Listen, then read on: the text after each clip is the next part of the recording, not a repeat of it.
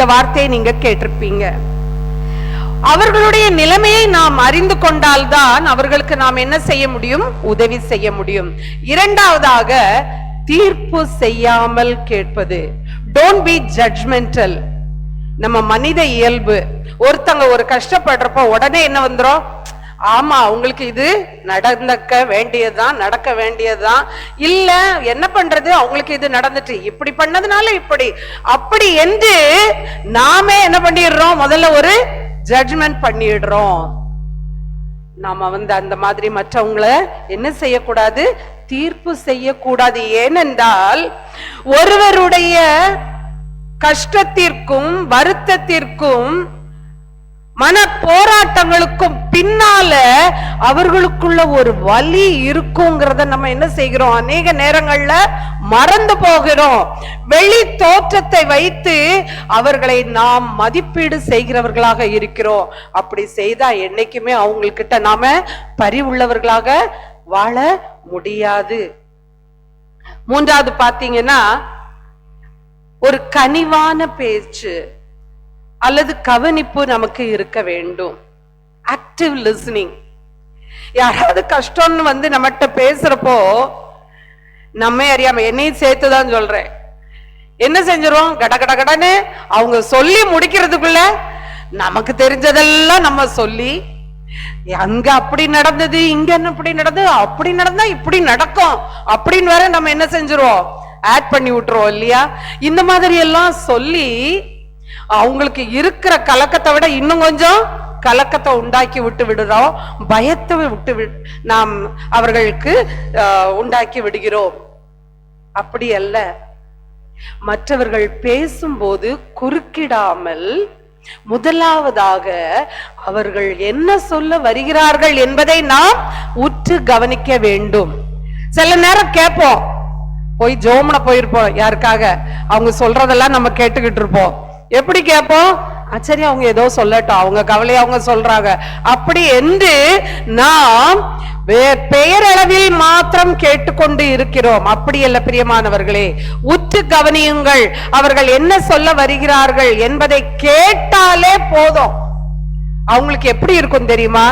நான் சொல்றதையும் கேட்கறதுக்கு எனக்காக ஒருத்தர் இருக்கிறாங்களே அப்படின்னு சொல்லி அவங்களுக்கு மனதுல ஒரு ஆறுதல் கிடைக்கும்.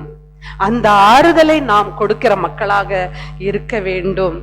அது மட்டுமல்ல, ஒரு சின்ன சின்ன உதவிகளையும் நாம என்ன செய்யலாம்? அவர்களுக்கு செய்யலாம். உதவிகள் என்று சொல்லும் பொழுது பொருள் உதவி மட்டும் அல்ல. ஒரு சின்ன புன்னகை, ஒரு சின்ன சிரிப்பு, அவங்கள பார்த்து சிரிச்சாலே அவங்களுக்கு மனசுக்கு ஆறுதலாக இருக்கும்.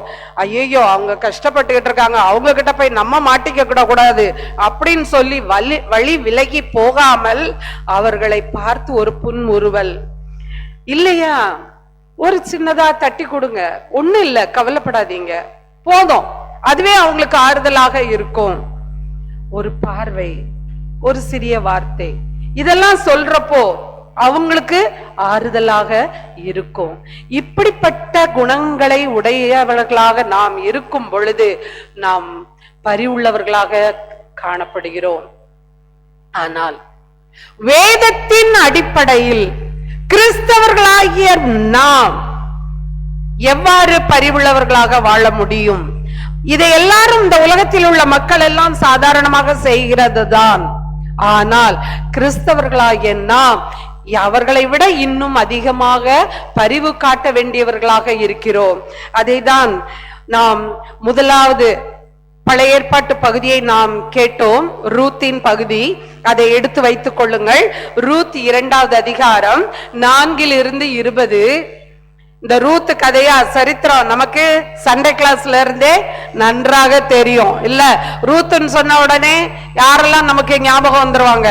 எலிமலேக்கு ஞாபகம் வந்துருவாரு, நகோமி ஞாபகம் வந்துருவாங்க, மக்லோன் கிலியோன் 2 மகன்கள், அவங்க பேர்லாம் ஞாபகம் வந்துரும் இல்லையா? அவர்கள் என்ன செய்கிறார்கள்? யூதாவில் உள்ள பெத்லேஹேமில் இருந்து எங்க போறாங்க? மோவாப் தேசத்துக்கு போறாங்க. அங்க போய் அங்க ஜீவிக்கிறார்கள். அங்க அந்த மகன்கள் என்ன செய்கிறார்கள்? மோவாபிய பெண்களை மணந்து கொள்கிறார்கள், ஒர்பால், ரூத். ஆனா போன இடத்துல என்ன ஆகுது? எலிமெலேக்கு இறந்து போகிறான். அந்த 2 மகன்களும் இறந்து போறாங்க. நகோமிக்கு மிகுந்த மன பாரமாகிறது. பாத்தீங்கன்னா இதுல அவள் அந்த தேசத்தை விட்டு கிளம்பும் போது 2 மருமக்களையுமே கூட்டிக் கொண்டு அவர்கள் கிளம்புகிறார்கள். ஆனால் என்ன நடக்கிறது? போகிற வழியிலே அவர்கள் படுகிற கஷ்டத்தை நகோமி பார்க்கும் பொழுது, அம்மா வேண்டாம், இந்த கஷ்டம் என்னோட போகட்டும், நீங்க 2 பேரும் என்ன செய்திருங்க, மறுபடியுமா உங்களுடைய ஜனத்துக்கிடையே இங்க போயிருங்க, என்ன ஒரு கனிவு இல்லையா அப்படின்னு சொல்லுகிறாங்க. ஆனால் அதுல ஒரு பெண் போய் விடுகிறாள், ஓர்பாள். யாரு கூட வர்றா? ரூத் வர்றாங்க. உம்முடைய தேசம் என்னுடைய தேசம், உம்முடைய ஜனம் என்னுடைய ஜனம், உம்முடைய தேவன் என்னுடைய தேவன் என்று சொல்லி கடந்து வருகிறார்கள். இப்படி வந்த ரூத் என்ன நடக்கிறது? அவர்கள் அந்த வார்கோதுமை அறுவடை காலத்திலே அங்க வர்றாங்க. ஒன்றுமில்லாமல் வருகிறார்கள். வாழ்வாதாரம் அற்றவர்களாக அங்கு வரும் பொழுது, இனிமே இப்படியே இருந்தா எல்லாரும் ஒண்ணும் நடக்காதுன்னு சொல்லி என்ன சொல்றா ரூத்? நான் போய் வயல்வெளிக்கு போய் என்ன செய்கிறேன், தானியத்தை பொறுக்கி கொண்டு வருகிறேன் என்று அவள் கடந்து செல்லுகிறாள். அப்படி செல்லும் பொழுது தற்சமயமாக அந்த பெண்களோடு போகிறப்போ எங்க போகிறா? போவாசுடைய வயல் நிலத்திற்கு போகிறாள். அங்கு முதலாவதாக இங்கு யாருடைய குணநலனை நாம் பார்க்க வேண்டும் என்றால் போவாசுடைய குணநலனை நம்ம பார்க்கலாம். அவர் எவ்வளவு பரிவுள்ளவராக இருந்தார். ரூத்துக்கிட்ட மாத்திரம் இல்ல, தன்னுடைய ஊழியர்காரர் எல்லாரிடமும். பாருங்க, ரூத் 2வது அதிகாரம் 4வது வசனத்துல அவர் என்ன செய்கிறார்? பெத்லகேமில் இருந்து வந்து அறுக்கிறவர்களை பார்த்து, கர்த்தர் உங்களோட இருப்பாராக என்றான். அதற்கு அவர்கள், கர்த்தர் உம்மை ஆசீர்வதிப்பாராக என்றார்கள். அவர் ஒரு முதலாளி, அங்க அறுவடை செய்யறவங்க எல்லாம் தொழிலாளி இல்லையா? சற்று சிந்தித்து பார்ப்போம். ஒரு அந்தஸ்தில் இருக்கும் பொழுது, வேலை ஸ்தலத்திலே ஒரு நல்ல பொசிஷன்ல இருக்கிறப்போ நம்முடைய நிலைமை என்ன, எப்படி இருக்கிறது? என்னுடைய சபார்டினேட்ஸ் என்கிட்ட எப்படி பிஹேவ் பண்றாங்க? அவர்கள் பாரு, நான் வந்தும் அவன் எழும்பல, அவன் எனக்கு விஷ் பண்ணல அப்படின்னு சொல்லி மற்றவர்களிடம் இருந்து வணக்கத்தை எதிர்பார்த்து கொண்டு நாம் நிற்கிறோமா? இல்லை, போவாசை போல முதலாவதாக நாம் அவர்களுக்கு வணக்கத்தை சொல்லுகிறோமா? இங்கு போவாஸ் என்ன செய்கிறாரு? என்ன சொல்றார்? கடவுள் உங்களோட இருப்பாராக. என்ன ஒரு அருமையான ஒரு ஆசீர்வாதம் இல்லையா? தனக்கு வேலை செய்கிறவர்களுக்காக கடவுள் அவர்களுக்கு அனுகிரகம் செய்ய வேண்டும் என்று அவர்களுக்காக ஆசீர்வாதத்தை கூறுகிறார். அவருடைய அந்த நல்ல குணத்தினாலே ஆசீர்வதிக்கப்பட்ட அந்த ஊழியக்காரர்கள் மென்மேலும் ஆசீர்வதிக்கப்பட வேண்டும் என்று என்ன பதில் சொல்லுகிறார்கள்? கர்த்தர் உம்மை ஆசீர்வதிப்பாராக என்று சொல்லுகிறார்கள். ஆம் பிரியமானவர்களே, நாம் மற்றவர்களுக்கு மரியாதை கொடுக்கும் பொழுது தானாகவே மரியாதை நமக்கு வந்து சேருகிறதாக இருக்கிறது. இப்படி ஒரு பரஸ்பர கருணை, அன்பு, ஒரு தெய்வீக சூழலை அந்த இடத்திற்கு கொண்டு வருகிறது. வேலை ஸ்தலத்துல நீங்க கடினமா பேசுனீங்கன்னா உங்களுக்கு கீழே வேலை பார்க்கறவங்களுக்கு மனசுல நீங்க சொன்னதை செஞ்சா கூட மனசுல பாரு, எப்பவும் இவங்க நம்மள திட்டிக்கிட்டே இருக்காங்க, வேலை வாங்கிக்கிட்டே இருக்கிறாங்க, செய்ய வேண்டியதான். நம்ம என்ன சொல்லுவோம்? ஐயோ, நம்ம கடினமா இருந்தாதான் அவங்க ஒழுங்காக வேலை செய்வாங்கன்னு நம்ம நினைப்போம் இல்லையா? ஆனால் அதை விட அன்பாக பேசும் பொழுது இன்னும் அதிகமாகவே அவர்கள் நல்லது செய்கிறவர்களாக இருக்கிறார்கள். கண்காணியான இதுக்கு அடுத்தாற்போல் நீங்க பாத்தீங்கன்னா 5வது வசனத்துல இருந்து 7வது வசனம் வரைக்கும் பாத்தீங்கன்னா போவாஸ் தன்னுடைய கண்காணியான வேலைக்காரனிடத்துல ரூத்தை பற்றி தெரிந்து கொள்கிறார். அப்படி தெரிந்து கொண்ட பிறகு 8வது வசனம் பாருங்க, போவாஸ் ரூத்திட்ட போய் கேட்கிறா, மகளே என்று அழைக்கிறார். ஒரு அந்நிய தேசத்து பெண் இல்லையா? அந்த பெண்கிட்ட போய், மகளே கேள், பொறுக்கிக் கொள்ள வேற வயலுக்கு நீ என்ன செய்ய வேண்டாம், போக வேண்டாம். இந்த இடத்தை விட்டு நீ போக வேண்டாம். இங்கே என் ஊழியக்கார பெண்களோட கூடவே இரு. இதுல இருந்து அவருடைய என்ன குணம் தெரிகிறது? ஒரு பாதுகாப்பு கொடுக்கிற ஒரு குணம் தெரிகிறது. அந்நிய தேசத்திலிருந்து வந்த பெண் ஒன்றுமில்லாமல் வந்திருக்கிறாள். அவளுக்கு நாம் என்ன செய்ய வேண்டும்? பாதுகாப்பு கொடுக்க வேண்டும் என்று அவர் அந்த ஏழை விதவைக்கு பாதுகாப்பு கொடுக்கிறவராக இருக்கிறார். அது மட்டுமல்ல, 9வது வசனத்தில் என்ன சொல்லுகிறார்? ஒருவரும் உன்னை தொடாதபடிக்கு வேலைக்காரருக்கு கட்டளையிட்டிருக்கிறேன். இந்த காலத்துல நம்ம இப்போ வேலைக்கெல்லாம் போற நேரம் அடிக்கடி கேள்விப்படுற ஒரு வார்த்தை ஒர்க் பிளேஸ் ஹராஸ்மெண்ட் இல்லையா? வேலை செய்கிற இடத்துல பெண்கள் கொடுமையாக நடத்தப்படுகிறார்கள். அந்த காலத்திலேயே, பழைய ஏற்பாட்டு காலத்திலே போவாஸ் அதற்கு எதிராக பேசுகிறார். என்ன சொல்லுகிறார்? ஒருவரும் உன்னை தொடாதபடிக்கு வேலைக்காரருக்கு கட்டளையிட்டு இருக்கிறேன். பாலியல் துன்புறுத்தலுக்கு எதிர்ப்பாக அவர் கொள்கை கொண்டிருக்கிறார். அதே வசனத்தின் பின்பகுதியை பாருங்கள். உனக்கு தாகம் எடுத்தால் தண்ணீர்கள் அண்டைக்கு போய் வேலைக்காரர் மொண்டு கொண்டு வருகிறதிலே குடிக்கலாம் என்றார். பொதுவாக அந்த இஸ்ரவேல் காலத்திலே, அந்த மக்கள் காலத்திலே பெண்களும் வேலைக்காரரும் தான் என்ன செய்வார்கள்? தண்ணீர் சுமந்து வருவார்கள். இந்த தண்ணீர் வேதத்தின் அடிப்படையில் என்ன சொல்லப்பட்டிருக்கிறது என்றால், அந்த பெத்லகேம் சுவரோரம் இருக்கப்பட்ட ஒரு கிணற்றில் ஆண்கள் தான் போய் மொண்டு எடுத்து வர முடியும். அப்படி எடுத்து வருகிற தண்ணீரை எல்லா வேலைக்காரர்களுக்கும் வைப்பார்கள். இந்த அந்நிய தேச பெண்ணுக்கு ஒரு அங்கீகாரம் கொடுக்கிறார், அக்செப்டன்ஸ். ஒரு ஏழை பெண், ஒரு விதவை, பாஷை கூட தெரியாம அங்க வேலைக்குன்னு வந்திருக்கிற அந்த பெண்ணுக்கு அங்கு ஒரு அங்கீகாரம் கிடைக்கிறது. எல்லாரும் குடிக்கிற மாதிரி நீயும் என்ன செய்ய, அதுல இருந்து மொண்டு கொடி என்று சொல்லுகிறார். நம்முடன் வேலை பார்க்கிறவர்களை நாம் கண்ணியமாக நடத்துகிறோமா? அவர்களுக்கு கொடுக்கப்பட வேண்டிய மரியாதையையும் கண்ணியத்தையும் நாம் கொடுக்கிறோமா? நாம் எப்படி நடந்து கொள்ள வேண்டும் என்பதற்கு போவாஸ் ஒரு உதாரணமாக இருக்கிறார். வசனம் 10-13 நீங்க வாசித்து பார்த்தீங்கன்னா அதுல என்ன சொல்லுகிறார்? போவாஸ் என்ன செய்கிறார்? ரூத்திடம் ரொம்ப ஆறுதலாக பேசுகிறார். பேசிட்டு என்ன சொல்லுகிறார் பாருங்க. இஸ்ரவேலின் தேவனாகிய கர்த்தருடைய செட்டைக்குள் நீ அடைக்கலமாக வந்ததால நிறைவான பலன் உனக்கு கிடைக்கிறது என்று சொல்லுகிறார். ஆம் பிரியமானவர்களே, அந்நிய தேசத்து பெண் உம்முடைய ஜனம் என்னுடைய ஜனம், உம்முடைய தேவன் என்னுடைய தேவன் என்று அவள் வந்ததினாலே, அவள் தேவனுடைய அடைக்கலத்துக்குள் வந்ததினாலே அவள் ஆசீர்வதிக்கப்பட்டவளாக இருக்கிறாள் என்று சொல்லுகிறார். அது மட்டுமல்ல, வசனம் 14 அவர் மறுபடியுமாக அவளை போஷிக்கிறார்.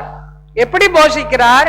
சாப்பாட்டு வேளை வந்தாச்சு, அந்த நேரத்துல அவர் என்ன செய்யறார்? அப்பந்தானே அவ கதிர் பொறுக்கி கொண்டு இருக்கிறா இல்லையா, அந்த தானியத்தெல்லாம். அவளுக்கு சாப்பிடுறதுக்கு ஒண்ணுமே இருந்திருக்காரு. அதனால அவர் என்ன செய்கிறார்? இந்த அப்பத்துல ஒரு துணிக்கைய நீ எடுத்துக்கொள், அந்த துணிக்கைய என்ன செய்ய, காடியிலே தோய்த்து நீ சாப்பிடு என்று சொல்லுகிறார். அவளுடைய பசியை அறிந்து அவளுக்கு உதவி செய்கிறார். அது மட்டுமல்ல, வறுத்த கோதுமையையும் அவர் கொடுக்கிறார். அந்த பெண் பசியாறு. இந்த இடத்துல ரூத்துடைய குணத்தையும் பாருங்க. அவ கிடைச்சது நல்ல சாப்பாடுன்னு சொல்லி திருப்தியா சாப்பிட்டு எல்லாத்தையும் முடிக்காம என்ன செய்யறா? தன்னுடைய மாமிக்காகவும் அவ என்ன செய்யறா? கொஞ்சம் எடுத்து வைத்துக் கொள்ளுகிறாள். என்ன ஒரு அருமையான குணம் இல்லையா? இப்படிப்பட்ட பரிவு நமக்குள்ள இருக்கா? நம்மை சுற்றி உள்ளவர்களுக்கும், நம்ம குடும்பத்துக்கும், குடும்பத்துக்கு அப்பால் இருக்கிற மக்களுக்கும் நாம் பரிவு காட்டுகிறவர்களாக இருக்கிறோமா? இந்த இடத்துல போவாஸ் ரூத்துடைய ஏழ்மை நிலையை அறிந்து செயல்படுகிறார். ஃபீட் த நீடி. நான் மறுக்கவில்லை. பண்டிகை காலங்களிலே நாம் நம்மை சுற்றி இருக்கிற ஏழைகளுக்கும் கிராமங்களிலே இருக்கிற ஏழைகளுக்கும் நாம் உதவி செய்கிறோம். அதோடு முடிந்து விட்டதா? கிறிஸ்தவர்களாகிய நாம் அன்றாடகம் நம்மை சுற்றி இருக்கிற மக்களுக்கு நாம் நம்மாலான உதவியை நாம் செய்கிறோமா? சற்று சிந்தித்து பார்ப்போம். வசனம் 15 பாருங்க. அவள் கதிர்களை பொறுக்கிக் கொள்ள எழுந்த பொழுது வேலைக்காரர்கிட்ட என்ன சொல்றா? இன்னும் கொஞ்சம் அவ என்ன பண்ணிக்கிட்டோம், அரிக்கட்டுகள் நடுவில் கூட அவ என்ன செய்யலாம், பொறுக்கிக் கொள்ளலாம் என்று சொல்லுகிறார். பொதுவாக இந்த பெண்கள் என்ன செய்வார்கள், அறுக்கிறவர்கள் பின்னால போவாங்க, அந்த தானியம் பின்னால சிதறி இருக்கிறத அவங்க எடுத்துக்கொண்டே போவார்கள். ஆனா இங்க அவர் என்ன சொல்றா, இடையில அவ எடுத்தா கூட நீங்க ஒன்னும் சொல்லாதீங்க என்று சொல்லுகிறார். அவளை இந்த இடம் தான் ரொம்ப முக்கியங்க. அவளை ஈனம் பண்ணாதிருங்கள். ஈனம்னா ரொம்ப கேலியா கீழே நினைக்காதீங்க, ரொம்ப கீழ்த்தரமாலாம் அவளை நினைக்காதீங்க. ஏன்னா அந்த காலத்து மக்கள் ஆண்கள் பெண்களை இழிவாக பார்க்கிற அந்த காலகட்டத்திலே சாதாரணமாகவே பெண்கள் என்றால் அவர்கள் கீழாக பார்ப்பார்கள். இங்கு ரூத் ஒரு அந்நிய பெண், அந்நிய நாட்டிலிருந்து வந்த பெண், விதவை, வறுமை, அவமானங்கள், நிந்தைகள், ஒதுக்கப்பட்ட நிலை. ஏன் ஒதுக்கப்பட்ட நிலை? நகோமியே என்ன சொல்றா, இந்த நகோமி வந்திருக்கான்னு சொன்ன உடனே ஐயோ என்ன நகோமின்னு சொல்லாதீங்க, என்ன சொல்லுங்க, மாறாள். ஏன்னா எனக்கு கசப்பு, கடவுள் எனக்கு கசப்பை கட்டளையிட்டு இருக்கிறார் என்று சொல்லி இருக்கிறார். அப்படி ஒடுக்கப்பட்ட நிலையில் இருந்த அந்த ரூத்துக்கு அவர் என்ன செய்கிறார், ஒரு பாதுகாப்பு கொடுக்கிறார், ப்ரொடெக்ஷன். ஆம் பிரியமானவர்களே, நாம் இப்படிப்பட்ட ஒடுக்கப்பட்ட மக்களுக்கும் மற்றவர்களால் கைவிடப்பட்ட மக்களுக்கும் பரிவு காட்ட வேண்டிய மக்களாக நாம் வாழ வேண்டும். 16வது வசனத்திலும் அதே போலதான் அவளை அதட்டாதிருங்கள் என்று கட்டளையிட்டார். மரியாதை குறைவாக நாம் யாரையுமே நடத்த கூடாது. இப்படி போவாசுடைய குணங்கள் ஒவ்வொரு வசனத்திலையும் அவர் எவ்வளவு பரிவுள்ளவராக, he was a provider, he was a protector, he gave the acceptance. இவ்வாறான நல்ல குணங்களை கொண்ட போவாஸ் யாருக்கு முன்மாதிரியாக காணப்பட்டார்? கிறிஸ்துவின் முன்மாதிரியாக. இந்த தலைப்பை எடுத்தோம்னா அது இன்னொரு பெரிய பிரசங்கமே பண்ணலாம், ஆனால் நாம் அதற்குள்ளாக கடந்து செல்ல வேண்டாம். இப்படிப்பட்ட ஒரு பரிவுள்ள வாழ்க்கையை நாம் வாழ வேண்டும். மற்றவர்களை கண்ணியமாக நடத்தி கருணை இரக்கம் காண்பித்து ஆறுதல் தைரியம் நம்பிக்கை அளித்து பாதுகாப்பு பராமரிப்பு இவற்றையெல்லாம் நாம் அளிக்கும் பொழுது நாம் பரிவுள்ளவர்களாக வாழ்கிறோம் என்பது அர்த்தமாகும். அது மட்டுமல்ல, ஏன் நாம் இவ்வாறு இருக்க வேண்டும்? நீதிமொழிகள் 3வது அதிகாரம் 27 28 என்ன சொல்லுகிறது? நன்மை செய்யும்படி உனக்கு திராணி இருக்கும் பொழுது, அது உனக்கு தான் தெரியும், மற்றவங்களுக்கு தெரியாது இல்லையா? உனக்கு திராணி இருக்கும் பொழுது அதை செய்யத்தக்கவர்களுக்கு, யாரு டிசர்விங் பீப்புளோ அவங்க நீடி பீப்புள் அப்படின்னு நீங்க அறிந்தீர்கள் என்றால் அவர்களுக்கு நன்மை செய்யாமல் இருக்கக்கூடாது. ஏன்னா சில நேரத்துல நாம இது பண்ண, இன்னைக்கு போயிட்டு நாளைக்கு வா என்று நாம சொல்லக்கூடாது. இவ்வாறு பழைய ஏற்பாட்டு பகுதியில் மாத்திரமல்ல புதிய ஏற்பாட்டு பகுதியிலும் அநேக உதாரணங்களை நாம் பார்க்கலாம்.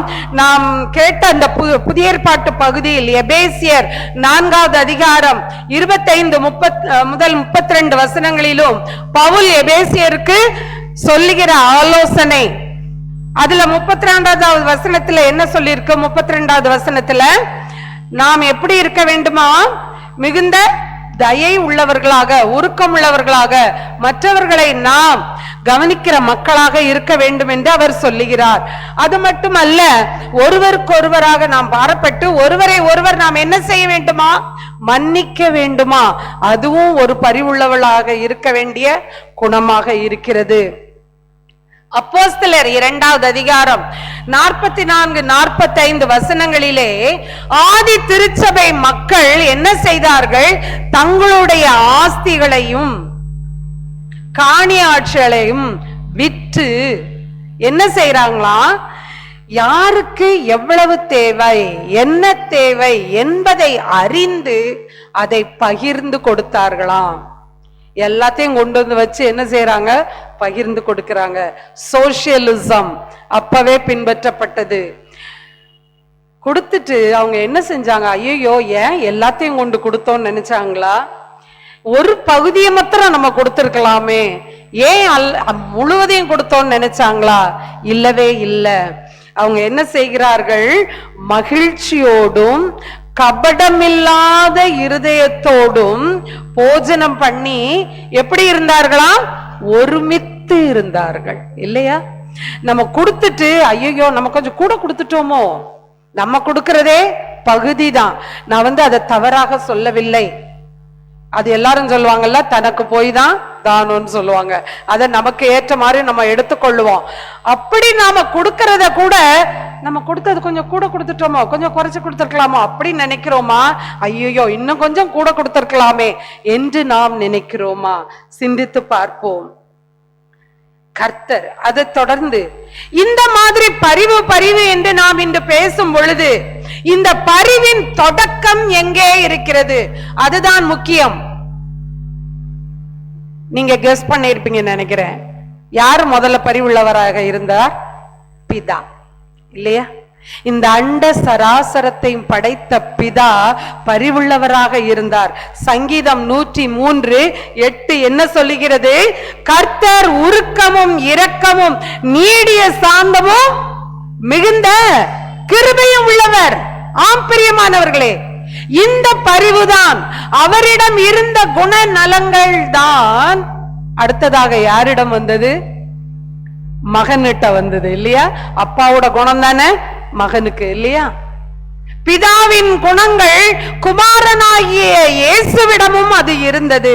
அதைதான் நாம் வாசிக்க கேட்ட பகுதியிலும் இருந்தது. ஏசாயா 30:18 என்ன சொல்லுகிறது? பிதா எப்படி இருந்தாரா? உங்களுக்கு இறங்கும்படி கர்த்தர் காத்திருக்கிறார். அவர் காத்து கொண்டே இருக்கிறார். நான் என் பிள்ளைக்கு எப்படி நான் உதவி செய்யணும், என்ன ஆறுதல் கொடுக்கணும் என்று அவர் அவளோடு காத்து கொண்டு இருக்கிறார். உங்கள் மேல் மனது உருகும்படி, அண்டர்லைன் பண்ணிக்கோங்க உங்க வேத புத்தகத்துல. ஏற்கனவே இந்த வார்த்தையை நீங்க அண்டர்லைன் பண்ணிருப்பீங்கன்னு நினைக்கிறேன். என்ன வார்த்தை? மனதுருக்கம். மனதுருகும்படி அவர் எழுந்திருப்பாரா? இந்த பிதாவின் மனதுருக்கம் குமாரனிலும் இருந்தது என்று நாம் வாசிக்க கேட்ட அந்த நற்செய்தி பாடமாகிய மார்க் 1:41 அந்த பகுதியில நாம் பார்க்கிறோம். யார் மேல் மனதுருக்கமாக இருந்தார்? குஷ்டரோகி, இல்லையா? அவன் என்ன சொல்றான்? ஆண்டவரே உமக்கு சித்தமானால் என்ன சுத்தமாக்கும்பா அப்படின்னு அவன் பாம்போல கேட்கிறப்போ ஐயோ அப்படின்னு சொல்லி அவன் மேல் மனதுருகி கையை நீட்டி, அடுத்த வார்த்தை என்னது? அவனை தொட்டு. இந்த தொடுதல் என்பது சில வேளைகளில் நமது பக்கத்துல இருக்கிறவங்களுக்கு அது தேவைப்படும். கவலைப்படாத, கடவுள் நம்மளோட இருக்கிறார், நாங்க உங்க கூட இருக்கிறோம் என்று சொல்லுகிற பரிவு நமக்கு வேண்டும். இயேசுவிடம் இருந்த அந்த மனது உருக்கம், எனக்கு சித்தம் உண்டு சுத்தமாகு என்று சொல்லுகிறார். அது மட்டுமல்ல, அதே பகுதிகளில் நீங்கள் பார்த்தீர்கள் என்றால் வியாதியஸ்தர் மேல் அவர் மனதுருகிறார். மகனை இழந்து பாடையிலே தூக்கி கொண்டு போகும் பொழுது அந்த தாயின் மேல் மனதுருக்கம் கொள்ளுகிறார். கண் பார்வையற்றவர்கள், தாவீதின் குமாரனே எங்களுக்கு இரங்கும் என்று அவர்கள் கேட்ட பொழுது அவர்கள் மீது மனதுருக்கம் கொள்கிறவராக இருக்கிறார். இந்த மனதுருக்கம் வேதாகமத்திலே நாம் பார்க்கும் பொழுது யாரிடம் இருந்தது? நல்ல சமாரியனிடம் இருந்தது. இதே மன உருக்கம் லூக்கா 15:20 10:33 நாம் பார்க்கலாம். அது மட்டுமல்ல, லூக்கா 15:20 இது யாரிடம் இருந்தது? காணாமல் போன மைந்தன் எப்பொழுது என்னை தேடி வருவான் என்று மன உருக்கத்தோடு அந்த தகப்பன் மகனுக்காக ஏங்கிக் கொண்டு இருக்கிறதை நாம் பார்க்கலாம். ஆம் பிரியமானவர்களே, அது மட்டுமல்ல, இயேசுவின் மனதுருக்கம் எங்க ஒரு ஹைலைட்டாக இருக்குது தெரியுமா? எல்லாரும் அந்த பகுதியை எடுத்து மார்க் பண்ணி வைத்துக் கொள்ளுங்கள். மத்தேயு 9வது அதிகாரம் 36வது வசனம். அதில் என்ன சொல்லி இருக்கிறது? அவர் திரளான ஜனங்களை கண்டபோது, அவருடைய ஊழிய பாதையில் உள்ள ஆரம்ப கட்ட காலத்துல திரளான ஜனங்களை பார்க்கிறாரு. அவங்க எப்படி இருக்கிறாங்களா? தொய்ந்து போனவர்களும், யார் இல்லாத, மேய்ப்பன் இல்லாத ஆடுகள், அவங்கள வழி நடத்தி செல்வதற்கு யாருமே இல்ல. அப்படி சிதறடிக்கப்பட்டவர்களாக இருந்தபடியால் அவர்கள் மேல் அவர் எப்படி இருக்கிறாரா? மனதுருக்கமாக இருக்கிறார். அப்படி மனதுருகி, அதுக்கு அடுத்த வசனம் என்ன சொல்லுது? 37. தன்னுடைய சீஷர்கள் அவர் பார்க்கிறார். பார்த்து என்ன சொல்லுகிறார்? அறுப்பு மிகுதி, வேலையாட்களோ ஆம். பிரியமானவர்களே, அவருடைய சன்னதியில் அமர்ந்திருக்கிற நாம், அவருடைய பிள்ளை என்று மார்த்தட்டி கொண்டு இருக்கிற நாம், விசுவாசத்திலே நான் வளருவதற்கு அவர் எனக்கு உதவி செய்தார் என்று விசுவாசத்தின் நிச்சயத்தை பெற்றுக்கொண்ட நாம் இன்று இந்த அழைப்பையும் நாம் ஏற்றுக்கொள்ள தயாராக இருக்கிறோமா? பரிவுள்ளோராய் வாழ அழைப்பு அவர் அழைக்கிறார். என்ன அழைப்பு? அறுப்பு மிகுதி, வேலையாட்களோ கொஞ்சம். இது போதகர்களுடைய ஊழியம் மாத்திரம் அல்ல, ஊழியக்காரர்களுடைய வேலை மாத்திரம் அல்ல. அவரால், அவருடைய இரத்தத்தால் மீட்கப்பட்ட நம் ஒவ்வொருவருடைய கடமையும் இதுவாக இருக்கிறது. நம் எல்லாருக்கும் கொடுக்கிற அழைப்பு இது என்பதை நாம் மறக்கவே கூடாது. இதே பகுதியை நாம் மார்க் 6:34 பார்க்கும் பொழுது அவர் என்ன செய்கிறார்? இப்படிப்பட்ட தொய்ந்து போன, யாருமே இல்லாமல் சிதறடிக்கப்பட்ட மக்களை பார்த்து அவர் என்ன செய்கிறாரா? அவர்களுக்கு அநேக காரியங்களை உபதேசித்து சொல்லுகிறார்.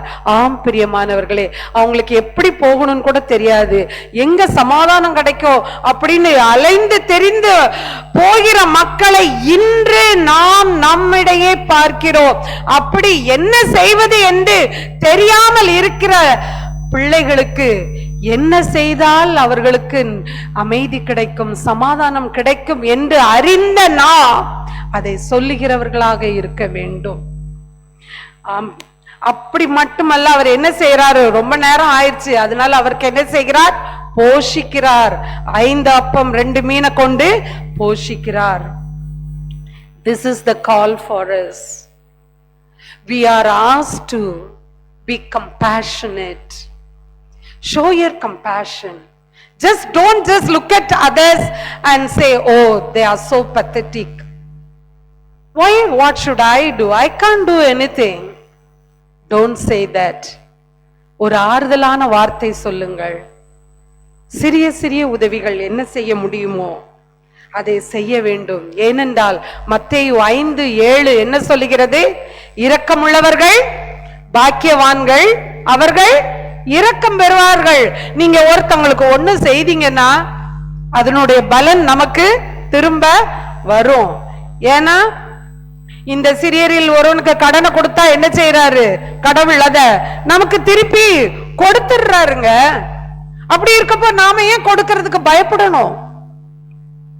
ஆகவே பிரியமானவர்களே, நமக்கு சந்தர்ப்பங்களை கடவுள் நம்ம கண்ணில் காமிப்பாரு. அப்படி காண்பிக்கும் பொழுது தயங்காதீர்கள், பரிவு காண்பியுங்கள்.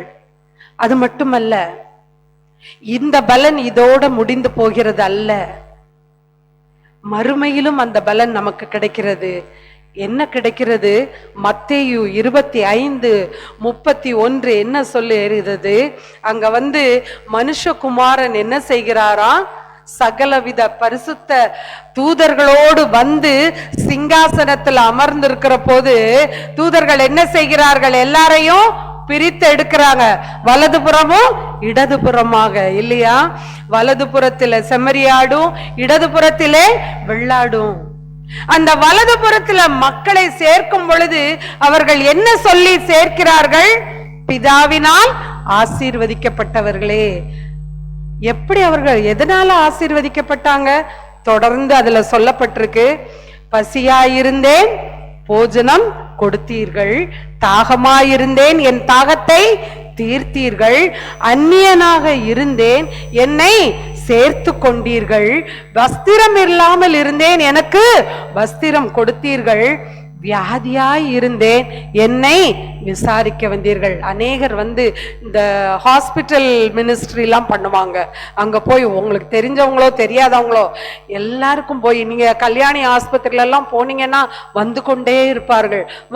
ஆறுதலான வார்த்தைகளை சொல்லுவாங்க, ஜெபம் பண்ணுவாங்க, ஐக்கிய குழுக்களாக அந்த பணியை செய்கிறார்கள். நாம் அதை செய்கிறோமா? சற்று சிந்தித்து பார்ப்போம். காவலில் இருந்தேன் என்னை பார்க்க வந்தீர்கள் என்று சொல்லி அவர்களை பிரித்து எடுத்து அவர் 40வது வசனத்தில் என்ன சொல்லுகிறார்? மத்தேயு 25:40, மிகவும் சிறியவராகிய, ரொம்ப தாழ்த்தப்பட்ட மக்கள், தேவைப்பட்ட மக்கள், அவர் எப்படி கூப்பிடுகிறார்? என் சகோதரர், அவருடைய பிள்ளைகள் என்று சொல்லுகிற எல்லாரும் அவருக்கு சகோதரர். அவருக்குள் என் சகோதரனாகிய இவர்களில் ஒருவனுக்கு நீங்கள் எதை செய்தீர்களோ அதை எனக்கே செய்தீர்கள் அப்படின்னு சொல்லி அவர்களை பிரித்தெடுக்கிறார். ஒரு பக்கம் இடது பக்கத்தில் இருந்தவர்களுக்கு நித்திய ஆக்கினை, வலதுபுறத்தில் இருக்கிறவர்களுக்கு நித்திய ஜீவன். நாம் எந்த பக்கத்தில் சேருவோம்? வலது பக்கத்திலே சேரும் பொழுது நமக்கு என்ன பலன் கிடைக்கிறது?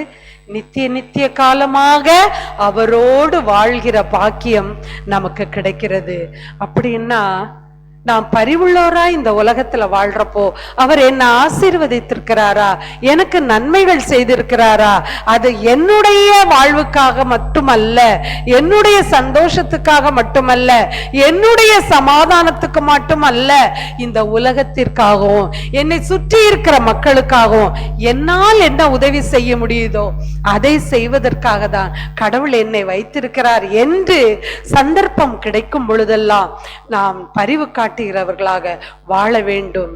இன்று இந்த அழைப்பை கேட்ட நாம் பரிவுள்ளவராய் வாழ நாம் வேண்டும் என்று தெரிந்து கொண்ட நாம் இனிமேலாவது அவருக்காக நாம் வாழ நம்மை அர்ப்பணிப்போமா? தேவன் தாமே இந்த வார்த்தைகளை ஆசீர்வதிப்பாராக. ஆமென்.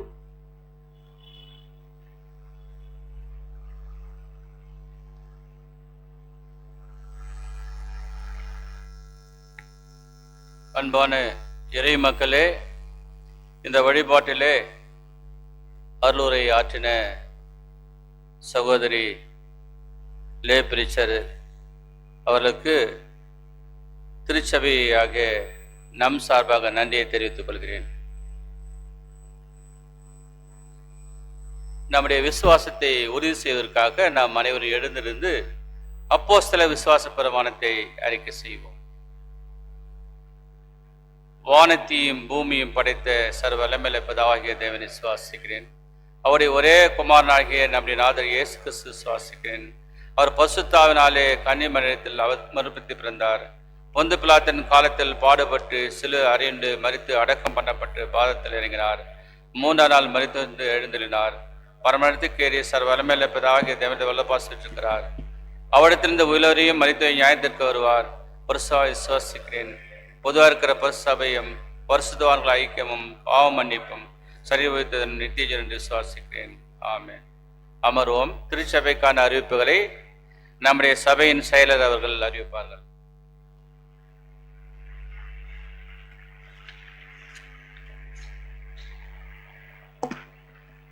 ஆண்டவராகிய இயேசு கிறிஸ்துவின் பரிசுத்த நாமத்தினாலே சபை மக்கள் அனைவருக்கும் சேரக்குழுவின் சார்பில் அன்பின் வாழ்த்துக்களையும் தோதர்களையும் தெரிவித்துக் கொள்கின்றேன். இன்று மாலை ஆராதனை மாலை 6 மணிக்கு நடைபெறும். திருமறை தேர்வு இன்று இந்த ஆராதனை முடிந்த பிறகு நடைபெறும் தெரிந்து கொள்ளப்பட்ட வேத பகுதி வெளிப்படுத்தின விசேஷம் அதிகாரங்கள் 9 முதல் 15 வரை. The Revelation chapters 9 to 15. அனைவரும் உற்சாகமாக பங்கேற்குமாறு அழைக்கப்படுகிறீர்கள். குடும்ப ஜெப கூட்டம். இந்த வார குடும்ப ஜெப கூட்டம் வருகிற 24/2/2026 செவ்வாய்க்கிழமை மாலை 7 மணிக்கு திரு துலீப் தாமஸ் அவர்கள் இல்லத்தில் வைத்து நடைபெறும். அவருடைய முகவரி திரு துலீப் தாமஸ், ஃபிளாட் 3F, இ பிளாக், ஜோன்ஸ் சிகிரியா, மேக்ஸ்வர்த் நகர், பள்ளிக்கரணை, சென்னை 100. அருகாமையில் இருப்பவர்கள் கலந்து கொள்ளுமாறு அழைக்கப்படுகிறீர்கள். வாகனம் அன்றைய தினம் மாலை 6:30 மணிக்கு ஆலயத்திலிருந்து புறப்படும். தபசு கால வெள்ளி ஆராதனை. தபசு கால 2ஆம் வெள்ளி ஆராதனை 27/2/2026 மாலை 7 மணிக்கு நடைபெறும். அனைவரும் கலந்து கொள்ளுமாறு அன்போடு அழைக்கின்றோம். வேதாகம கண்காட்சி மற்றும் விற்பனை விழா. இந்திய வேதாகம சங்கம் நடத்தும் வேதாகம கண்காட்சி மற்றும் விற்பனை விழா வருகிற மார்ச் 6 வெள்ளிக்கிழமை முதல் மார்ச் 8 ஞாயிறு வரை காலை 10 மணி முதல் இரவு 8 மணி வரை நடைபெறும். இது வேதாகம சங்க வளாகம், Bible Society of India campus. அதில் number 67 Evening Bazaar, Park Town, Chennai 3 என்ற முகவரியில் நடைபெறும். Bible Society of India, Tamil Nadu auxiliary, Evening Bazaar, Park Town, Chennai 3 என்ற முகவரியில் நடைபெறும். இதில் பல மொழிகளில் வேதாகமம், சிறுவர்களுக்கான வேதாகமம் மற்றும் கதை புத்தகங்கள், சிறுவர்களுக்கான கதை புத்தகங்களும் விற்பனைக்கு வைக்கப்படும். ஆர்வம் உள்ளவர்கள் இந்த கண்காட்சிக்கு சென்று பயனடையுமாறு கேட்டுக்கொள்ளப்படுகிறீர்கள். மேலும் விவரங்களுக்கு தகவல் பலகையை அந்த நோட்டீஸ் போடப்பட்டுள்ளது, பார்த்து செல்லுமாறு கேட்டுக்கொள்கின்றோம். ஜூபிலி பில்டிங், யூபிலி கட்டிட பணிகள். மின்தூக்கி அறை, அதாவது lift room, ground floor, first floor, second floor, அந்த 4th ஃப்ளோர், அதாவது டெரஸ் 4 ரூம்களிலும் கிரானைட் கற்கள் பதிக்கப்பட்டு விட்டன. அந்த வேலை முடிந்து விட்டது. இப்போது லிப்டை ஆப்ரேட் பண்ணுவதற்கு பெர்மிஷன் வாங்க வேண்டும். அது இபி அதிகாரிகளிடமிருந்து நாம் பெற வேண்டும். அதற்கான அப்ளிகேஷன்லாம் போட்டு அந்த வேலை நடைபெற்று கொண்டு இருக்கிறது. தேக்கு மர கதவுகள் வார்னிஷ் போட்டு பாலிஷ் பண்ணி அந்த ஆர்ச்சுக்கு மேலே கண்ணாடிகள் போட்டு அந்த கண்ணாடிகளிலே டிராயிங்ஸ் எல்லாம் போட்டு அவைகளும் அந்த பதிக்கும் வேலை நடந்து முடிந்து விட்டது.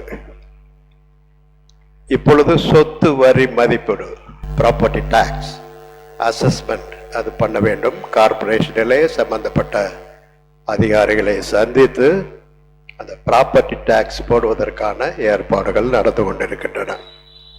அது மட்டுமல்ல, metro water connection, drinking water, குடிநீர் மற்றும் சீவேஜ், அந்த கழிவுநீர் எடுக்கும் அந்த குழாய்கள் பதிக்கும் வேலை, இவைகளையும் நாம் செய்ய வேண்டும். அதற்கான வேலைகளையும் நாம் செய்து கொண்டு இருக்கிறோம். ஒரு குடும்பம், நமது சபையை சேர்ந்த ஒரு மகள் படித்து முடித்தவுடனே வேலை கிடைத்து விட்டது. முதல் சம்பளத்தை அப்படியே நம்முடைய ஜூபிலி பில்டிங்காக காணிக்கையாக கொடுத்து விட்டார்கள். சென்ற புதன்கிழமை திருமதி மேரி புருஷோத்தம் கர்த்தருக்குள் நித்திரை அடைந்து விட்டார்கள். அந்த தாயாருக்கு ஃபேமிலி பென்ஷன் கிடைத்தது. அவருடைய ஹஸ்பண்ட் இறந்ததுனால அவர் வாங்கிய அந்த பென்ஷனில் பாதி தொகை அவருக்கு குடும்ப பென்ஷனாக வந்து கொண்டிருந்தது. அந்த சகோதரி மரிப்பதற்கு முன்பதாக கொஞ்சம் கொஞ்சமாக அந்த பென்ஷன் அமௌண்ட்டை சேர்த்து வைத்து நமக்கு கொடுக்க வேண்டும் என்று நினைத்து கொண்டிருந்தார்கள். திடீரென்று மரணம் அவர்களை தழுவிவிட்டது. சென்ற வெள்ளிக்கிழமை அந்த சகோதரி ஞாபகார்த்தமாக தேங்க்ஸ் கிவிங் பிரேயர், நன்றி அறிதலின் ஜெபம் அங்கு ஒழுங்கு செய்திருந்தார்கள். நாங்கள் சென்றோம். அவருடைய மகன் 20,000 ரூபாயை ஒரு கவரில் போட்டு, எங்கள் அம்மா பென்ஷனில் சேர்த்து வைத்த தொகை, இதை ஜூபிலி பில்டிங்காக கொடுக்க வேண்டும் என்று நினைத்து கொண்டிருந்தார்கள். திடீரென்று மறித்து விட்டார்கள். ஆகவே அந்த பணத்தை நீங்கள் இப்பொழுது வாங்கிக் கொள்ளுங்கள் என்று பாஸ்டர் என்னை வைத்து அந்த பணத்தை கொடுத்தார்கள். இனி சிலர் ஜூபிலி பில்டிங்காக தங்க நாணயங்கள், தங்க ஆபரணங்கள் இவற்றையெல்லாம் பைக்குள், காணிக்கை பைக்குள் போட்டு விட்டார்கள். இப்பொழுது தங்க விலை அதிகமாக இருக்கிறது. இருந்தாலும் அவர்கள் ஜூபிலி பில்டிங் கொடுக்க வேண்டும் என்ற ஒரு வாஞ்சையோடு காணிக்க பையில அந்த போட்ட தொகையை, நாங்கள் அந்த சின்ன சின்ன சின்ன பொருள்கள் தான் போட்டு ஒரு 47,500 ரூபாய் கிடைத்தது. அது மட்டும் இல்லாமல் ஒரு தங்க நகை சென்ற வாரம், அது இனிமேல் அடுத்த வாரம் ரிஃப்ளெக்ட் ஆகும் நம்மளை காணிக்கையில, ஒரு செயின் போட்டிருக்கிறாங்க, தங்க செயின். அந்த செயினை விற்றதில் 1,70,000 சொச்சம் வந்துச்சு. அதை வாங்கியவர்கள் 1,80,000 நமக்கு கொடுத்திருக்கிறார்கள். ஆகவே இப்படி நமது சபை மக்கள் இந்த ஜூபிலி பில்டிங்கை கட்ட வேண்டும் என்ற ஒரு வாஞ்சியோடு கொடுத்து வருகிறார்கள். நமக்கு நிறைய தேவைப்படுகிறது. நீ பேப்பர் பிளாக் போடுவதற்கு சைடில் 2 சைடில் பேப்பர் பிளாக் போடு, ஒரு குடும்பம் நாங்கள் போட்டு தருகிறோம் என்று முன் வந்திருக்கிறார்கள். அவர்கள் அத்தனை பொறுப்பையும் அவர்களே ஏற்றுக்கொள்வார்கள். நன்கொடை கொடுக்க விரும்புகிறவர்கள் 1000-யோ செயலரையோ பொருளரையோ சந்திக்குமாறு அன்போடு கேட்டுக்கொள்கிறோம். இன்னும் நமக்கு பணம் தேவைப்படுகிறது. கட்டுமான பணிகளுக்கு தேவையான நிதியுதவி கிடைக்கவும், வேலையாட்களின் பூரண பாதுகாப்பு, protection of security of workers, தயவுசெய்து நீங்கள் ஜெபித்துக் கொள்ளுமாறு அன்போடு கேட்டுக்கொள்கின்றோம். இரங்கல் செய்தி. நமது சபையின் முன்னாள் ஆயர் அருள் திரு அறிவர் மேனுவல் எஸ் டைட்டஸ் ஐயா அவர்களின் தம்பி திரு எஸ் கிறிஸ்டோபர் மேனுவல் அவர்கள் நேற்று கர்த்தருக்குள் நித்திரையடைந்தார்கள். அவருக்கு வயது 59. அவர் நமது சபையிலும் கொஞ்ச காலம் உறுப்பினராக இருந்தார்கள். அடக்க ஆராதனை குன்றத்தூரில் உள்ள CSI உயிர்த்தெழுந்த மீட்பர் ஆலயத்தில் நேற்று நடைபெற்றது. அதை தொடர்ந்து அங்கே உள்ள கல்லறையிலே நல்லடக்கம் செய்யப்பட்டது. துக்கத்தில் இருக்கும் குடும்பத்தினருக்கு கர்த்தர் தாமே ஆறுதலையும் தேர்தலையும் வழங்குவாராக. இந்த அறிவிப்பு முடிவின் அனைவரும் எழுந்து நின்று 2 நிமிடம் மௌன அஞ்சலி அந்த சகோதரருக்காக செலுத்துவோமாக.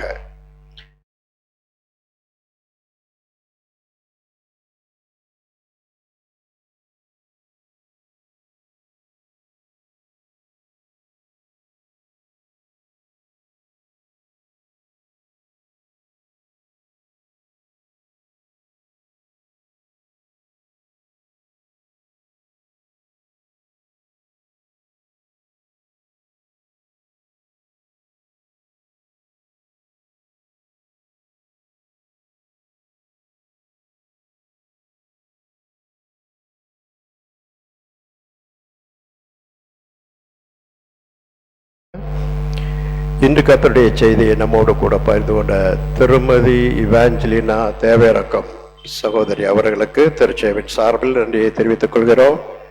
இப்பொழுது நாம் அனைவரும் எழுந்து நின்று மறைந்த திரு எஸ் கிறிஸ்டோபர் மேனுவல் அவர்களுக்கு மௌன அஞ்சலி செலுத்துவோம். நம்மை திரு கே ராபர்ட் ராமச்சந்திரன் அவர்கள் வழி நடத்துவார்கள்.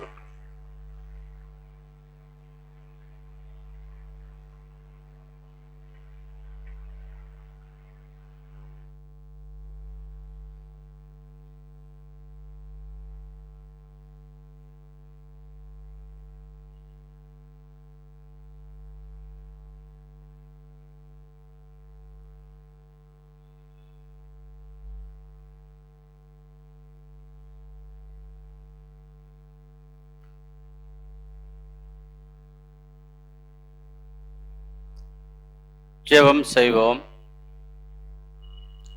பரிவுள்ளம் கொண்ட எங்கள் அன்பின் கடவுளே, ஆற்றுப்படுத்தும் எங்கள் அன்பின் தாசரே, எங்களுடைய கண்ணீரெல்லாம் மாற்றுகிற மகத்துவம் அணிந்து கொண்டிருக்கிற எங்கள் ஆண்டவரே, நாங்கள் ஒருமனப்பட்ட மக்களாக ஆண்டவரே, திருவாளர் கிறிஸ்டோபர் மேனுவேல் அவர்களே இந்த உலகத்திலே 59 ஆண்டுகள் வாழும்படியான ஒரு வாழ்க்கை நீர் தந்து, ஒரு நல்ல இல்லறத்தை நீர் அமைத்து கொடுத்து, ஆண்டவரே அவருக்கு ஒரு மகனை ஆண்டவரே நீர் தந்து, அந்த மகன் ஆண்டவரே இன்றைய நாளிலே பிடி 3ஆம் ஆண்டு படித்து கொண்டிருக்கிற இந்த வேளையிலே ஆண்டவரே பல மாதங்களாக அவர் மருத்துவமனையில் இருந்து ஆண்டவரே அவருக்கான எல்லா உதவிகளை ஆண்டவரே அவருடைய சகோதரர்கள் மூலமாக பெற்றுக்கொள்ளத்தக்கதான கிருபையை தந்தீராயிருக்காய் நன்றி செலுத்துகிறேன் கர்த்தாவே.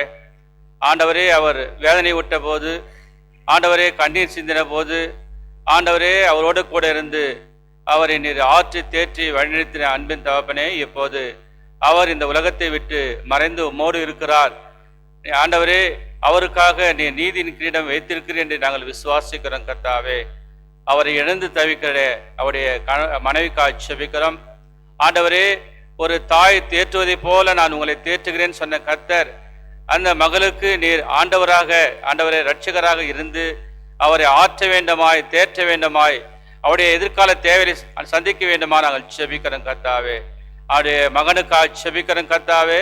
அந்த மகன் ஆண்டவரே இந்த இறையல் கல்லூரியிலே சிறப்பாக படித்து ஆண்டவரே முடித்து ஆண்டவரே உடைய திருப்பணியை சிறப்பாக செய்வதற்கான நல்ல ஞானத்தையும் ஆற்றலின் தாளந்துகளை தந்து அவரை நீர் ஆண்டவரே வல்லமையாய் பயன்படுத்த வேண்டுமா நாங்கள் செபிக்கிறோம் கர்த்தாவே.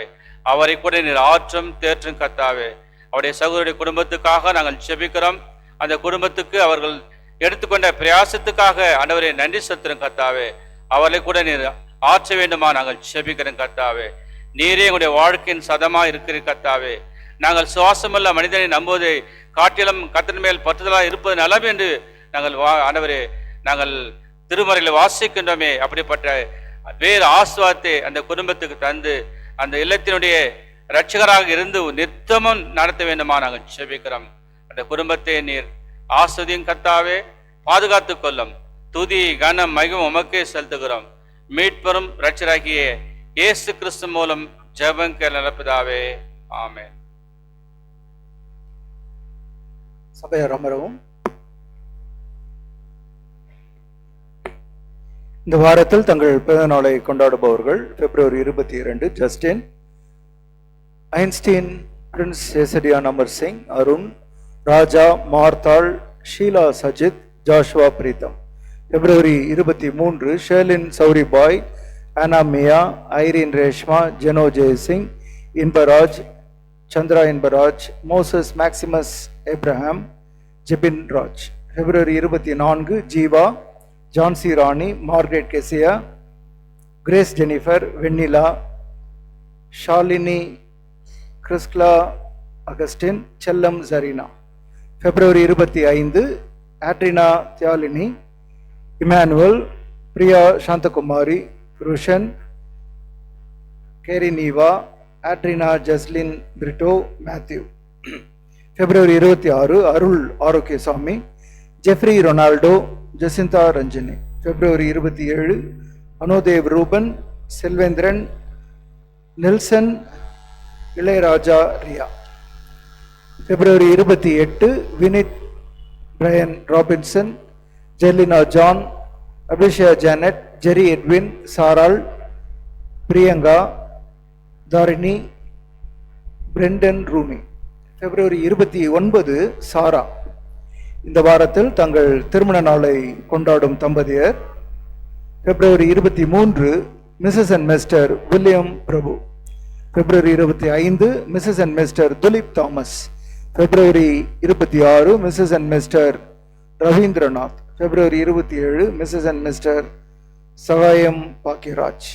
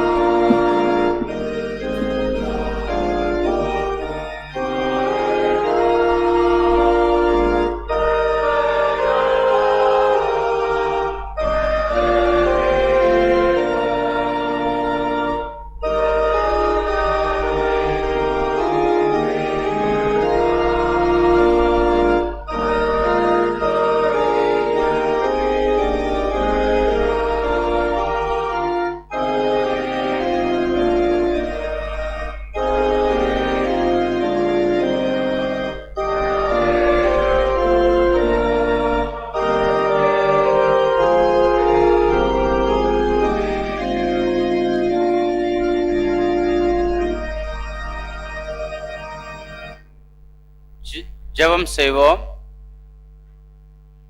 மனுஷருடைய வழிகள் கர்த்தருடைய கண்களுக்கு முன்பாக இருக்கிறது என்று வேதத்தில் வாசிக்கிறோம். கர்த்தரை நம்புகிறவனோ உயர்ந்த அடைக்கலத்திலே வைக்கப்படுவான் என்று நீதிமொழிகளை வாசிக்கிறோம். இப்படிப்பட்ட வாக்குத்தத்தங்களை இந்த பிள்ளைகளுக்கு உரிமையாக்கி தரும்படியாக உனக்கு ஜெபிக்கிறோம். ஆண்டவரே, நம்முடைய சமூகத்திலே முழங்கால் படியிட்டு ஆண்டவரே நம்முடைய ஆசீர்வாதத்தை பெற்றுக்கொள்ள வந்திருக்கிற நம்முடைய பிள்ளைகளை கண்ணோக்கி பாரும்.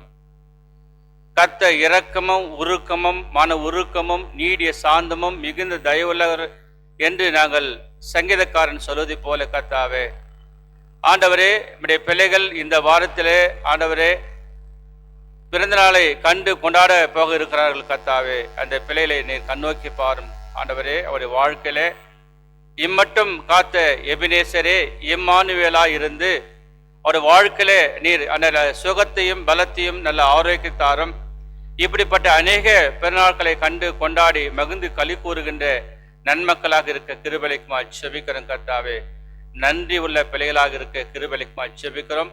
நம்முடைய மார்பிலே சார்ந்து கனித்தருகின்ற திராட்சை கொடிகளைப் போல படர்ந்து ஓங்க நம்முடைய அளவற்ற அன்பை தரும்படியாக ஜெபிக்கிறோம்.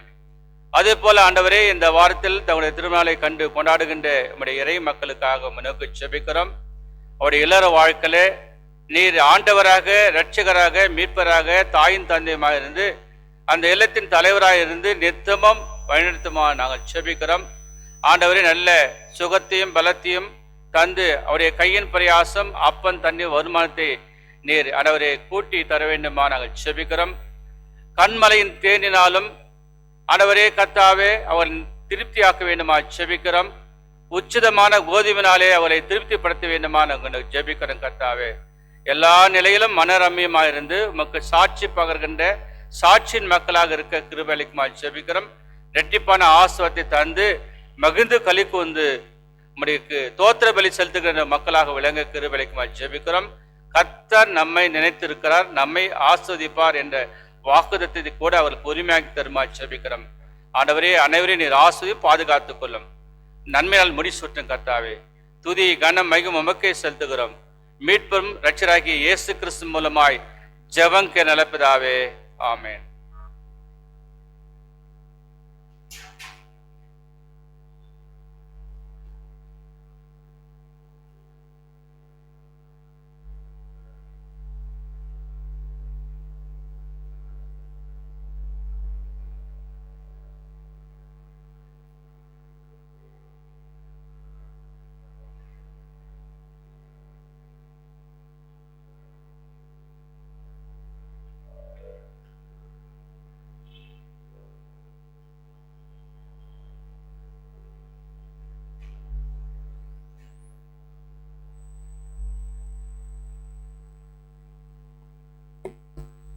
கிறிஸ்தவ கீர்த்தனைகளிலே 131வது பாடலை நாம் பாடுவோம். அப்பொழுது நம்மை அர்ப்பணித்தவர்களாய் நம்முடைய காணிக்கைகளை திருப்பணிகளுக்கு என்று நாம் படைப்போம்.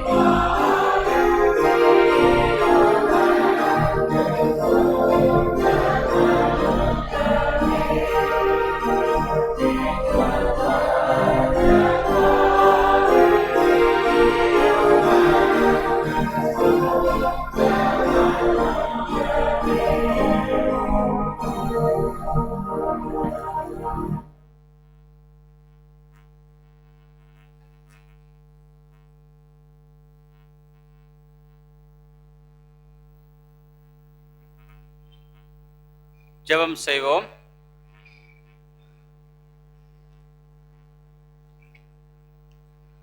எங்களை நேசிக்கிற நல்ல ஆண்டவரே, இந்த வழிபாட்டிலே ஆண்டவரே எங்களோடு நீர் பேசினீர்காய் நன்றி செலுத்துகிறோம். நீர் பரிவுள்ளம் கொண்ட ஆண்டவராய் இருக்கிறீர், இரக்கமும் அனுதாபம் நிறைந்த ஆண்டவராக இருக்கிறீர், மனதுருகின்ற ஆண்டவராக இருக்கிறீர் என்பதை நாங்கள் புரிந்து கொண்டு உபத்திரப்படுகின்ற மக்களுக்கும் வலியற்ற மக்களுக்கும் தங்களுடைய உதவி கரங்களை நீட்டுகின்ற நன்மக்களாக இருக்க கிருபைக்கு செபிக்கிறோம். இந்த வழிபாட்டிலே அருளுரை ஆற்றின மகளுக்காக அவருடைய குடும்பத்துக்காக நாங்கள் செபிக்கிறோம். இன்னும் வல்லமையாய் அவரை பயன்படுத்த வேண்டுமா நாங்கள் உம்மை நோக்கி செபிக்கிறோம். கர்த்தாவே, இந்த வழிபாட்டிலே கலந்து கொண்டிருக்கிற ஒவ்வொரு நபரையும் தனித்தனியாக பேர்பரா நீர் ஆசிரியம்.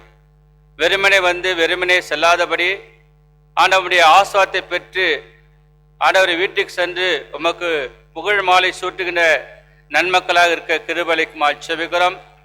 எங்களுடைய திருச்சபை சார்ந்த வியாதிப்பட்ட மக்களுக்காக உம்மை நோக்கி செபிக்கிறோம். நீரே பரம வைத்தியர், பரிகாரி கர்த்தர், உம்முடைய தழும்புகளால் குணமாகும்படி நீர் குணமளிக்கிற ஆண்டவராக இருப்பதற்காக நன்றி செலுத்துகிறோம். நீர் குணமளித்து ஆண்டவரே இங்கே வந்து ஆண்டவரே உமக்கு நன்றி செலுத்துகிற மக்களாக இருக்க கிருபைக்கு செபிக்கிறோம். கர்த்தாவே, இந்த ஆண்டவரே காலத்தில் ஆண்டவரே எக்ஸாமுக்காக தயாரித்து கொண்டிருக்கிற உங்களுடைய பிள்ளைகளுக்காக நாங்கள் செபிக்கிறோம். நல்ல சுகபலன் ஜீவன் தந்து இந்த வெயில் காலத்தில் எந்த பிரச்சனை இல்லாதபடி கர்த்தாவே நல்ல ஆரோக்கியத்தை கொடுத்து எக்ஸாம் சிறப்பாக எழுதுவதற்கான நல்ல தாளந்துகளை, ஞானத்தை, அறிவாற்றலை தரும்படியாக உம்மை நோக்கி செபிக்கிறோம். கர்த்தாவே, ஆண்டவரே இந்த திருச்சபையில் இருக்கிற சிறியோர் முதல் பெரியோர் வரை நீர் ஆசீர்வதித்து ஒவ்வொரு குடும்பத்தையும் நன்மையால் முடிசூட்ட வேண்டுமா நாங்கள் செபிக்கிறோம். எந்த நோக்கத்தோடு ஆண்டவரே இங்கு ஜெபம் பண்ண வந்திருக்கிறார்களோ அந்த ஜெபத்தினுடைய ஆற்றல் மூலமாக கர்த்தாவே அந்த குடும்பத்துக்கு தேவையெல்லாம் சந்திக்க வேண்டுமா நாங்கள் செபிக்கிறோம். கர்த்தாவே, ஆம் ஆண்டவரே, திருமணம் ஆகாத பிள்ளைகளுக்காக நாங்கள் செபிக்கிறோம். நீர் ஆண்டவரே ஏற்ற காலத்தில் ஆண்டவரை திருமணம் செய்வதற்கான நம்முடைய கிருபையை திரும்ப செபிக்கிறோம். வேலை இல்லாமல் இருக்கிற பிள்ளைகளுக்காக நாங்கள் செபிக்கிறோம். ஆண்டவரே அந்த பிள்ளைகளுக்கு வேலை கொடுத்து நம்முடைய நாமத்தை மகிமைப்படுத்த கிருபைக்கு செபிக்கிறோம். குழந்தை பாக்கியம் இல்லாத இருக்கிற பிள்ளைகளுக்காக நாங்கள் செபிக்கிறோம். குழந்தை பாக்கியம் தந்து ஆண்டவரே அவர்களும் உடைய துதி சொல்கிற மக்களாக இருக்க கிருபைக்கு செபிக்கிறோம். கர்த்தாவே, இன்னும் கர்த்தாவே ஆண்டவரை கடன்பட்ட மக்களுக்காக செபிக்கிறோம். அவருடைய கடன் பாரத்தை எல்லாம் நீக்கி போடணுமா செபிக்கிறோம். கர்த்தாவே, என்னென்ன தேவையோடு வந்து உம்முடைய சமூகத்தில் தங்களுடைய இருதயத்தை ஊற்றுகின்ற அந்த பிள்ளைகள் மீது அன்பு வைத்து ஆண்டவரே உம்முடைய கரசனை வைத்து அவளை நீர் ஆதரிக்க வேண்டுமா நாங்கள் செபிக்கிறோம். கர்த்தாவே, எங்களுடைய திருச்சபையின் ஆயருக்காக, ஆயர் அம்மாக்காக, பிள்ளைகளுக்காக செபிக்கிறோம். ஆண்டவர் நல்ல சுகபல ஜீவன் தந்து காத்து கொள்ளுமா செபிக்கிறோம். கர்த்தாவே, டாக்டர் ஜோயலுக்காக ஆண்டவரே அவருடைய கல்வி பணிக்காக அவருடைய குடும்பத்துக்காக செபிக்கிறோம். ஆசையும் பாதுகாத்து கொள்ளும். கர்த்தாவே, ஆண்டவரே எங்களுடைய திருச்சபையின் ஆண்டவரே செயலர், பொருளர், கமிட்டி அங்கத்தினருக்காக நாங்கள் செபிக்கிறோம். அனைவரையும் அவருடைய குடும்பத்தையும் கண்ணோக்கி பார்க்க வேண்டுமா நாங்கள் செபிக்கிறோம். கர்த்தாவே, அதே போல ஆண்டவரே இந்த ஆண்டவரே வழிபாட்டை உதவி செய்கின்ற திருவாளர் ஜோஸ் அவருக்காக, திருவாளர் விமல் அவருக்காக, டாக்டர் எட்வின் அவர்களுக்காக நாங்கள் செபிக்கிறோம். அவளையும் அவருடைய குடும்பத்தை கண்ணோக்கி பார்க்க வேண்டுமா நாங்கள் செபிக்கிறோம். கர்த்தாவே, மாலையில இசை மீட்டுகின்ற ஆண்டவரே ஜானுக்காக குடும்பத்துக்காக செபிக்கிறோம். அவளை கூட ஆசிரியம் செக்ஷனுக்காக குடும்பத்துக்காக செபிக்கிறோம். ஐயாசாமி காளிதாசுக்காக அவருடைய குடும்பத்துக்காக நாங்கள் செபிக்கிறோம். கர்த்தாவே, திருச்சபையில யாரெல்லாம் முன்முனைந்து செயலாற்றுகிறாரோ இந்த பணியை செய்கிற அவர் சிறப்பாக ஆண்டவரே அந்த பணி நிமித்தமாக அவரை ஆசிரியமா செபிக்கிறோம். திருச்சபையில் இருக்கிற ஒவ்வொரு ஐக்கிய குழுக்காக, அதன் தலைவருக்காக, அதில் இருக்கிற உறுப்பினருக்காக நாங்கள் செபிக்கிறோம். அனைவரை நீர் ஆசிரியமா செபிக்கிறோம். கர்த்தாவே, ஜூப்ளி ஆனது உடைய கிருபையான ஆண்டவரே முடிந்து கொண்டே இருக்கிறது. கர்த்தாவே, இன்னும் சில காரியங்கள் நடைபெற முடிக்க வேண்டி இருப்பதனாலே அதற்கான பண தேவைகளை சந்திக்க வேண்டுமா நாங்கள் செபிக்கிறோம். கர்த்தாவே, தேவைகளை சந்தித்து கொண்டிருப்பதற்காக நன்றி செலுத்துகிறோம். கர்த்தாவே, ஆம் ஆண்டவரே, அதில் பணியாற்றுகின்ற நம்முடைய பிள்ளைகள் பத்திரமாக ஆண்டவர் சுகபத்திரமாக இருந்து எந்த பிரச்சனை இல்லாதபடி ஆண்டவரே அவரை எம்மட்டுமாய் நீர் பாதுகாத்து கொண்டு வருகிறே அதற்காக நன்றி செலுத்துகிறோம். கர்த்தாவே, தொடர்ந்து நீர் பாதுகாத்துக் கொள்ளுமா செபிக்கிறோம். இந்த திருச்சபையானது ஆண்டவரே செய்கின்ற எல்லா ஊழியங்களை கண்ணோக்கி பாரும். அது சிறு சிறப்போடு ஆண்டவரே நடைபெற உம்முடைய ஆற்றலை தந்து கொண்டே இருக்கிறீர். அதற்காக நன்றி செலுத்தும் கர்த்தாவே. தொடர்ந்து உம்முடைய நாமத்தை மையப்படுத்துகின்ற ஒரு மக்களாக இருக்க கிருபைக்குமா ஜெபிக்கிறோம். என் நாமத்தை மையப்படுத்துகின்ற எந்த ஸ்தானத்தில் வந்து உங்களை ஆஸ்வதிப்பேன் சொன்ன கர்த்தர் வாக்கு மாறாத இருந்து நானும் என் வீட்டாருமோ என்றால் கர்த்தரை சேவிப்போம் என்று யோசுவா சொல்வது போல கர்த்தாவே நாங்களும் ஆணித்தரமாக உம்முடைய நாமத்தை ஆண்டவரே மகிமைப்படுத்துகின்ற ஒரு மக்களாக இருக்க கிருபைக்குமா ஜெபிக்கிறோம். ஆண்டவரே ஒவ்வொரு நீர் ஆஸ்வதியை பாதுகாத்துக் கொள்ளும். மீட்பெறும் ரட்சகராகிய இயேசு கிறிஸ்து மூலமாய் ஜெபங்கிற நல்ல பிதாவே, ஆமென். ஆண்டவர் உங்களை ஆசீர்வதித்து உங்களை காக்கடவர். ஆண்டவர் தம்முடைய முகத்தை உங்கள் மேல் பிரகாசிக்க பண்ணி உங்கள் மேல் கிருபையா இருக்க கடவர். ஆண்டவர் தம்முடைய முகத்தை உங்கள் மேல் பிரசன்னமாக்கி இப்பொழுதும் எப்பொழுதும் உங்களுக்கு சமாதானம் கட்டளையிட கடவர்.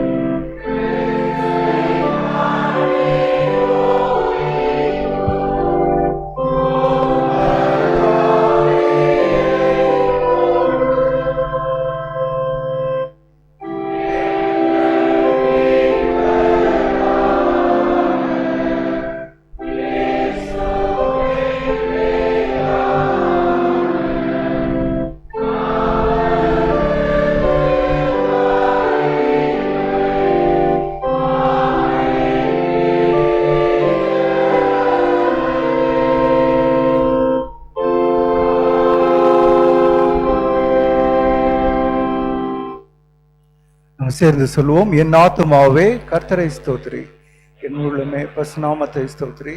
என் ஆத்துமாவே கர்த்தரை ஸ்தோத்திரி, அவர் செய்த சகல உபகாரங்களையும் மறவாதே. ஆமென். ஆண்டவர் உங்களோடு இருப்பாராக. கடவுள் அருளும் சமாதானத்தோடு சென்று வர கடவோம். கர்த்தருடைய நாமத்தினாலே ஆமென். உங்கள் அனைவருக்கும் ஸ்தோத்திரம்.